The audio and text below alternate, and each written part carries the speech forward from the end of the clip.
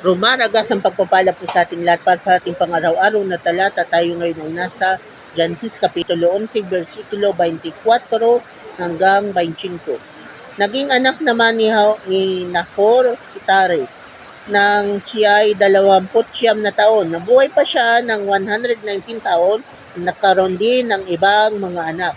So katulad nga po ng kanyang mga ninuno, ito naman si Nahor ay sumama o kaya sumabay sa ginagawa ng kanyang mga ninuno at ito ay kanyang ginaya.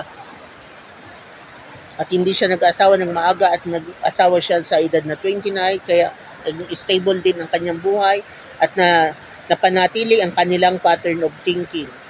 So, tayo po kasi lahat ng tao sa mundong ibabaw mayroong tinatawag na pattern of thinking.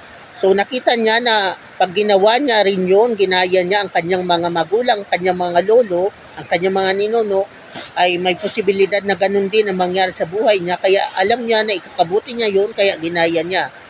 So ang paglilingkod niya sa Diyos at ang pamumuno niya sa kanyang pamilya ay kung ano ang ginagawa ng kanyang mga ninuno, ganun din ang ginawa niya. Kumbaga, naging part na yun ng kanyang pattern of thinking. So, sa iyo, sa mga pattern of thinking mo, may mga kailangang ayusin, may kailangang alisin, at may kailangang manatili.